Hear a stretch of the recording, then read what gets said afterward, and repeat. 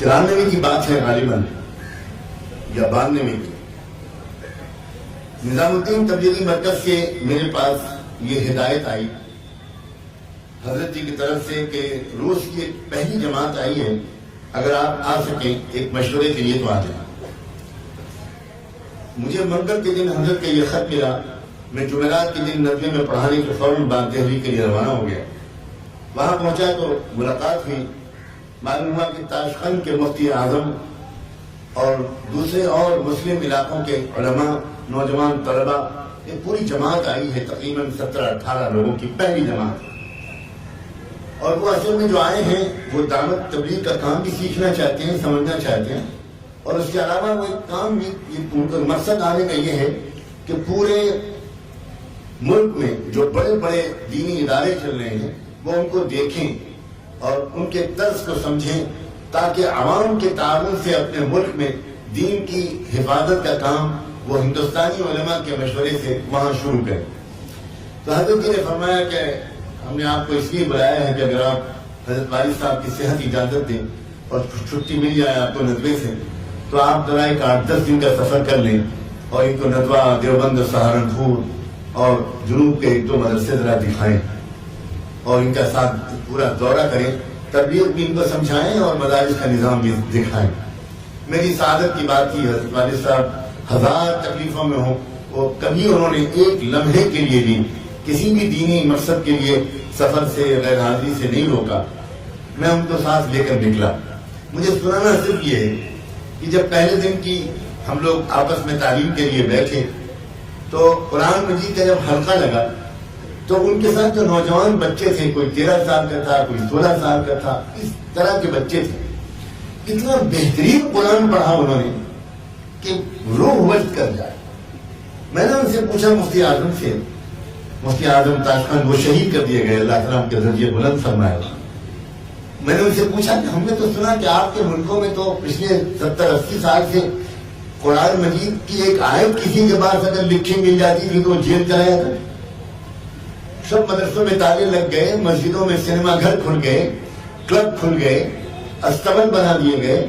یہ کیسے آپ نے یہ بچوں کو تیار کیا؟ انہوں نے کہا کہ یہ تو 6-7 بچے ہیں جن کو ہم لا سکے ہیں. اللہ کا شکر ہے. انہوں نے کہا کہ ہمارے یہاں بہت سے علاقوں میں یہ کیفیت ہے کہ اکثر چھوٹے چھوٹے قصبوں میں 100-150 حافظ موجود ہیں اور ایسے ہی قرآن پڑھتے ہیں وہ جیسا یہ پڑھتے ہیں، بچے پڑھ رہے ہیں. میں نے ان سے پوچھا کہ کیسے؟ تو انہوں نے کہا کہ آپ کو ترکیب بتاتے ہیں کس طرح ہم نے اس کتاب کو اپنے سینے سے لگائے رکھا ہے اور اپنے سینوں میں محفوظ رکھا ہے. بہت سی ترکیبیں بتائیں انہوں نے. میں صرف ایک سناتا ہوں عبرت کے لیے اور حوصلہ افزائی کے لیے. انہوں نے کہا کہ ہم یہ کرتے تھے، خود بتایا کہ میں نے اس طرح حفظ کیا ہے اور میں نے اس طرح سینکڑوں بچوں کو حفظ کرایا ہے. جب قبرستان جاتے تھے ایک مصنوعی جنازہ لے کر، جس میں کوئی میت نہیں ہوتی تھی، ایک مصنوعی جنازہ ہوتا تھا اور ہم اسے لے کر جاتے تھے اور وہاں قبر کھودتے تھے اور قبر کے اندر ہمارے ساتھ میں جو بچے ہم لے کے جاتے تھے ان بچوں کو اتار دیتے تھے اور ایک استاد قبر میں اتر جاتا تھا اور موم بتی لے کے اتر جاتے تھے شمع، اور وہ جلا کر وہ استاد قبر کے اندر بیٹھ کر بچوں کو حفظ کراتا تھا. اور جیسے ہی خبر اندازہ ہوتا تھا، ہمارا 1-2 آدمی باہر رہتے تھے اور کوئی اجنبی آدمی قبرستان کے اندر آنے لگتا تھا تو وہ ہم کو فوراً میسج بھیجتے تھے کسی طرح، اور ہم لوگ جلدی سے ان بچوں کو باہر نکال کے، استاد کو باہر نکال کے اور قبر میں مٹی ڈالنا شروع کرتے تھے. ایسا ظاہر کرتے تھے جیسے ہم نے ابھی میت کو دفن کیا ہے، اب قبر کو بند کر رہے ہیں.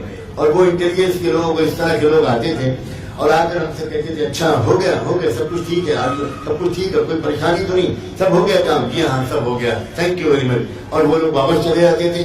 پھر دوبارہ ہم لوگ قبر کو کھولتے تھے، صفائی کرتے تھے، پھر بچے اس میں اترتے تھے، موم بتی کی روشنی میں ان بچے حفظ کرتے تھے. ایسے کئی ہزار بچوں نے حفظ کیا ہے. اللہ نے کتنا سچ کہا تھا، ان علینا جمعہ وقرآن. اللہ نے کتنا بڑا وعدہ اپنا جو کیا تھا کس طرح نبھایا. انا نحن نزلنا الذکر وانا له لحافظون. مبارکباد ہو ان سب لوگوں کو جو کہ اللہ کی توفیق سے اللہ کے ایک منصوبے کی تکمیل کا ذریعہ بن گئے اللہ کی توفیق سے اللہ کے وعدے کی تکمیل کا ذریعہ بن گئے.